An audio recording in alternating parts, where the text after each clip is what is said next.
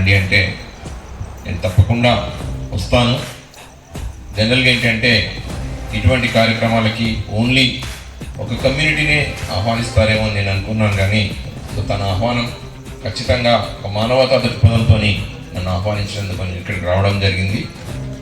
నేను చార్టెడ్ అకౌంటెంట్గా రాజశేఖర్గా ఇక్కడ ఆర్మూర్లో పుట్టి పెరిగినటువంటి నా ప్రాంతం యొక్క బిడ్డగా మరియు నా తమ్ముడి యొక్క కోరిక మేరకు ఇక్కడ రావడం జరిగింది. కాబట్టి ఈ యొక్క కార్యక్రమానికి అధ్యక్షత వహించినటువంటి సురేష్ బాబు తమ్ముడు, అలాగే ఇక్కడికి వచ్చినటువంటి ఎంతోమంది మేధావులు వక్తలతో పాటు దాసన్న, తమ్ముడు ఇలియాస్, రాంప్రసాద్ అన్న, వినోద్తో పాటు ఈ యొక్క కార్యక్రమం ఒక మార్పు చెందవా నీవు మార్పు చెందవా అనే ఒక మంచి కార్యక్రమాన్ని మనుషుల యొక్క మానవతా విలువల్ని పెంపొందించే విధంగా ఈ యొక్క కార్యక్రమం నిర్వహిస్తున్నందుకు ముందుగా సూర్యబాబు గారికి నేను ఆయన కంగ్రాట్స్ చెప్తూ, ఈరోజు మార్పు చెందాలి అనుకున్నటువంటి ప్రతి వ్యక్తి ఆయన యొక్క ఆలోచనలో మస్తిష్కంలో ఒక భిన్నమైనటువంటి ట్రాన్స్ఫార్మేషన్ జరుగుతుంది. సార్ పేరు సార్ మీ పేరు సేతు గారు ఎంత చక్కగా చిన్న పిల్లల నుంచి పెద్దవాళ్ళకి అర్థమయ్యే విధంగా ఒక మనిషి పాపం చేస్తే ఆయన ఆలోచనలు ఏ రకంగా ఉంటాయి, దాని యొక్క పనిష్మెంట్ ఏ రకంగా ఉంటుంది అనేది ఒక చాలా చక్కగా వివరించింది. కుల మతాలకు అతీతంగా, జాతి వర్గాలకు అతీతంగా, వర్ణ వర్గాలకు అతీతంగా ఈరోజు మనుషుల యొక్క జీవనం కొనసాగుతుంది. దయచేసి అందరూ ఒక చిన్న మాట చెప్తాను. ఇప్పుడు ఈ యొక్క మనుషుల యొక్క ఆవిర్భావం కానీ, ఇక ప్రాంతాల విభజన కానీ, వర్గీకరణ కానీ అంతా వారి యొక్క పుట్టినప్పటి నుంచి చారిత్రాత్మక ఫినామినల్ రీజన్స్తోని డివైడ్ అయిపోయారు మనుషులందరూ కూడా. ప్రపంచంలో అత్యధికంగా ఉన్నటువంటి 51% మహిళలే, 49% మేల్ ఉంది. మనిషి యొక్క మరొక రూపాన్ని ఒక జన్మనిచ్చేటువంటి మహిళలు, నేను ముందుగా వారిని దేవుళ్ళుగా భావిస్తాను.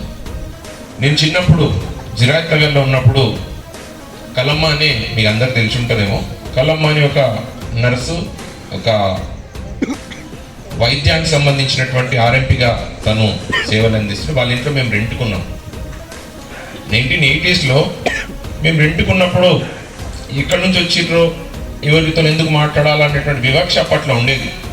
కానీ తను ఒక క్రిస్టియన్గా, ఒక మానవతావాదిగా, ఒక అమ్మగా మమ్మల్ని ఆదరించి మేము ఆ రోజు వంట చేసుకోకపోతే మాకు భోజనం పెడుతూ, అలాగా ఆమె చేతిలో మేము పెరుగుతూ అలాంటి వాతావరణంలో పెరుగుతూ ఒక మానవత్వానికి ప్రతీకగా ఎప్పుడు కూడా ఆమె కోపం వచ్చేది కాదు.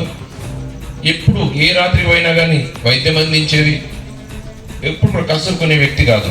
సో ఇక్కడ క్రీస్తు సంబంధించినటువంటి ఆవిర్భావం కానీ, ఆయన యొక్క బోధనలు కానీ, ఆయన యొక్క నీతి కానీ, ఆయన యొక్క ప్రేరణ కానీ, ఆయన యొక్క కరుణ, దయ, ఆలోచన విధానం అంతా కూడా మనిషి యొక్క ట్రాన్స్ఫార్మేషన్ జరగాల, మెటామార్ఫిజం జరగాలి. లేకపోతే మనం వేరొక దాంట్లకు వెళ్తామని చెప్పినటువంటి సార్ చెప్పినటువంటి ఈ యొక్క జ్ఞానాన్ని కంపల్సరీగా కుల మతాలకు అతీతంగా మనుషులు వేరు చేసుకోవాలా.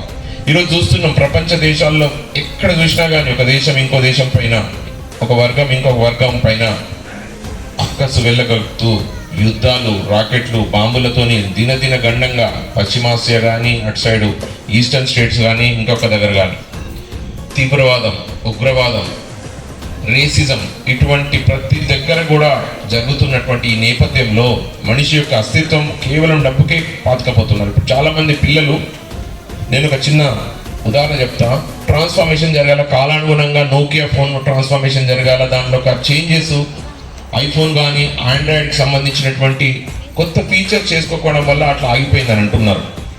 వాస్తవంగా పిల్లలు, మేము చదువుకునే రోజుల్లో, మనందరం కూడా చదువుకునే రోజులలో ఉపాధ్యాయుడు అని అంటే ఎంతో గౌరవంగా, సార్ ఒక దెబ్బ కొడతాడన్న భయంతో ఈరోజు ఆ ఉపాధ్యాయుని యొక్క గౌరవం అనేది సార్ ఎక్కడ కనబడ్డా 2 చేతులతో నమస్కరించేటువంటి మన యొక్క సంప్రదాయం ఎటుపోయింది. ఈ మధ్య కాలంలో పిల్లలకు హాయ్ బాయ్ అనుకునేటువంటి కొత్త టీచర్లు మరి వీల్ మార్క్